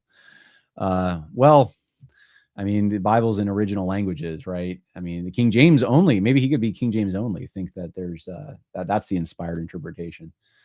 Some of them think that you can correct the Greek with it, right? I think that's one of the first things that gets attacked is sola scriptura, and then it's blamed for liberalism. It's Pandora's box was opened, because the assumption is that sola scriptura places the authority in every single member of a church or every pastor. So you have a little pope at every little church. Whereas if you just have one pope and it's all consolidated, then everyone's on the same page. Well, you just saw from earlier in this episode what the pope says. So do you really want that as a conservative? But to not sidestep the issue, the authority in sola scriptura is in scripture itself. So you can misinterpret it. That's possible. You can get it wrong. The authority is not in you. The final authority is what the scripture teaches. And behind that is God. So God is the final authority. In Roman Catholicism, you have the Pope, you have tradition, and you have scripture. And these things, and they have, well, since Trent, they have an extended canon as well. So they don't have the same canon as the Protestants now. But those three things are more or less on an equal level. And so that's how you can have development in doctrine by inserting a tradition into it. In fact, I was just recently at the Church of Our Lady of Guadalupe down in Mexico. And there's probably like 6 or 7 churches on that campus. Now, one of the interesting things you'll see there is a lot of pagan symbolism. There's a 4-leaf flower that is a pagan symbol that the Aztecs use, and they use it all over their imagery. The Aztec calendar is used there. The forms of worship they sometimes do are reminiscent of the ancient Aztecs. We had a tour guide, and the tour guide said that, he was raised Catholic, and he had a drinking problem. His family said he couldn't come home if he kept drinking. And so he went to the priest there. The priest made him sign something. He paid money. I won't drink for a year. And then he had a party coming up, and he wanted to go to the party and drink. So he went back to the priest. He signed something else that gave him permission for one day to drink. They think they're fooling God when they do that kind of thing, right? I mean, it's like, wow, that is so different. There's a lot of syncretism. They tend to, when Catholics go into a region, it tends to syncretize with the religions that are there. Protestantism tends to replace the religions that are there. And in Catholicism, it's sort of a rigid form of religion whereby you have all these rules that if you keep, I mean, Jewish people do something similar, right? I was at a Shabbat dinner, and I was asking all kinds of challenging questions to the people there about, okay, so what if you have to turn a light on or off? And it's like, well, you can sort of like snuggle up against it and turn it off, right? There are all these rigid rules, and the heart of the Bible, the heart of true religion, true Christianity, is looking past those rules to get to the heart of things. And the heart of things is loving God with your heart, soul, mind, and strength. That's the basic goal. And so when you're being sanctified, you are actually after pleasing the Lord. You're actually after having a real relationship with him. It's not just about keeping rules and fooling God. And, I'm not saying everyone's trying to fool God, but it's a system that allows for it. And so, yeah, I think the I guess we started at Sola Scriptura. Somehow I got here, but I'm going to end here soon because we're almost 2 hours in. I think the Sola Scriptura thing is misunderstood. They think of Solo Scriptura. They think that's what they're critiquing in Sola Scriptura, that it's every man is his own authority, when it's no, the Bible's the authority. So we have a standard that doesn't change at all. Everything, the Pope can change, tradition develops and changes, but the Scripture remains the same. That's actually more stability than you can ever have. So hope that helps.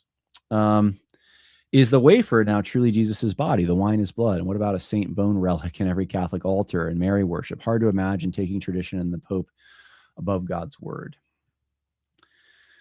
How are things going with the state level persecution of Zach Garris within the PCA?